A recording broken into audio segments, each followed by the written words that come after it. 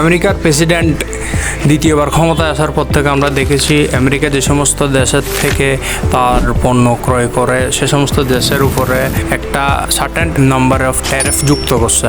এই শুল্কের খাতায় ভারত 50%, পাকিস্তান 24% এবং বাংলাদেশের উপর 20% ট্যারিফ নির্ধারণ করা হয়েছে। আচ্ছা, এখন বোঝা যাক এই যে 20% ট্যারিফ আমাদের উপর নির্ধারণ করা হয়েছে, 20% শুল্ক আসলে পরিশোধ করবে কারা?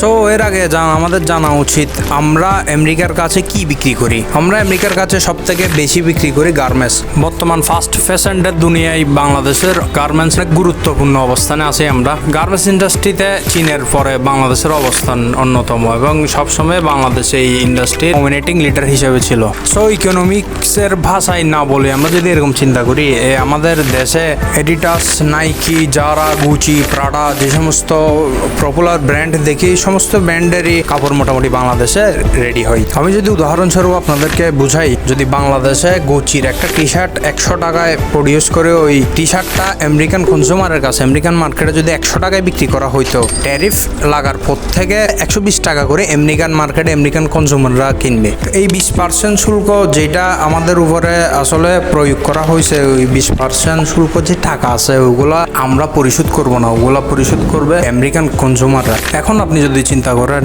এই ট্যারিফটা লাগানোর কারণে ক্ষতি তো আমেরিকারই, কারণ আমাদের দেশ থেকে যেখানে সস্তায় 100 টাকার একটা জিনিস নিয়ে যায়, আগে 100 টাকা বিক্রি করা যাইতো, ওখানে ওই জিনিসটা এখন 120 টাকা বিক্রি করতে হচ্ছে। সো এই পারপাসে ডোনাল্ড ট্রাম্পের অথবা আমেরিকার লাভ কি? আপনার মাথায় হয়তো প্রশ্ন আসতে পারে, প্রশ্ন আসা স্বাভাবিক। তো ডোনাল্ড ট্রাম্প ক্ষমতায় আসার পর থেকে আমেরিকার অন্য দেশের উপর যে ডিপেন্ডেন্সি আছে ওটা কমানোর জন্যই আসলে এই শুল্কটা অ্যাড করতেছে ডোনাল্ড ট্রাম্প। পাশাপাশি কিছু রাজনৈতিক উদ্দেশ্য হাসিলের জন্যই ট্যারিফটা অন্যান্য দেশের উপরও প্রয়োগ করা হচ্ছে। এবার আমাদের বুঝতে হবে আমেরিকান কনজিউমার অথবা আমেরিকান যে সমস্ত কোম্পানি আছে তারা অন্যান্য দেশ থেকে পণ্য তৈরি করে আমেরিকা ইম্পোর্ট কেন করে। তো তার প্রথম কারণ হচ্ছে যে আমেরিকাতে যে লেবার আছে ওগুলো অনেক কস্টলি লেবার, আর আমেরিকার এই জিনিস আমেরিকায় তৈরি করে আমেরিকায় সেল করা অনেক কস্টলি ব্যাপার সেবার। তো এই যার কারণে যে সমস্ত দেশ যেমন বাংলাদেশ চিপ লেবারের জন্য বিখ্যাত, ওই যার কারণে বাংলাদেশে যদি গার্মেন্টস প্রোডাক্টগুলা প্রডিউস করা হয় তাহলে আমেরিকার তুলনায় অনেক সস্তা পড়ে,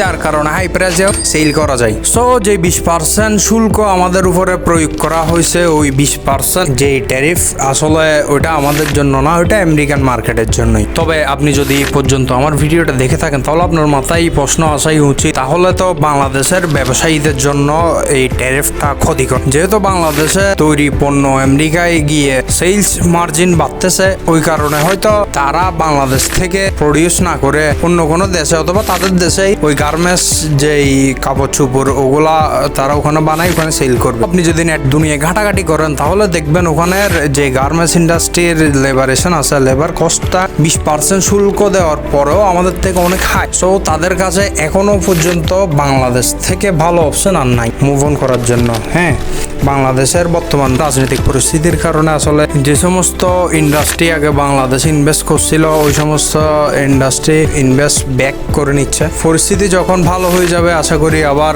আগের মতো বাংলাদেশ সচ্ছলভাবে ব্যবসা বাণিজ্য করতে পারবে। সো আমার ভিডিওটা এতটুকু পর্যন্ত দেখার জন্য ধন্যবাদ। দেখা হচ্ছে অন্য আরেকটা ভিডিওতে। ভালো থাকবেন ততদিন পর্যন্ত।